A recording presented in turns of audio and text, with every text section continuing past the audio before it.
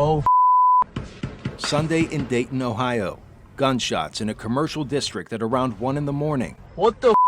The number of American mass shootings is now more than 250 this year. The gunman killed 9 and injured dozens before nearby police shot him dead. Just 13 hours earlier in El Paso, Texas, law enforcement responds to an active shooter at a Walmart. There, the gunman killed 20 and injured at least 26. Federal officials call it an act of domestic terrorism. President Trump tweeted his support to the governor of Texas, saying, "God be with you all." He said that the FBI, state and local authorities are working together in both cities. Democrat and 2020 presidential candidate Julian Castro laid blame with the shooter, but said the president's often heated rhetoric helps radicalize domestic terrorists. He's given license for this toxic brew of white supremacy to fester more and more in this country.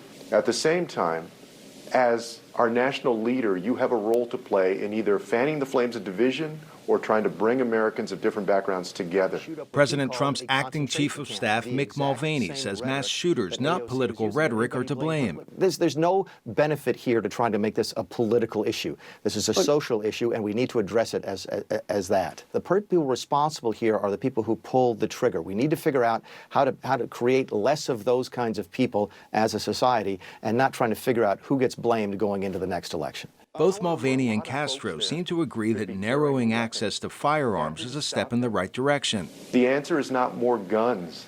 The answer is to make sure that these weapons of war, these semi-automatic weapons, don't get into the hands of people who go and use them on the street. I think we all agree that sick people who are intent on doing things like this should not be able to buy guns legally. The challenge, of course, is trying to identify who is sick when they try and buy their weapons, and that's the type of discussion we have to have. I don't know the condition of A hate-filled and anti-immigrant manifesto appeared online nearly 20 minutes before the shooting began in Texas.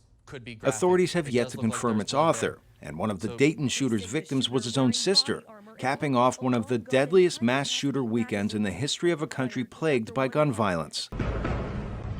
Oh, Arash, Arabasadi, VOA News, Washington. what the?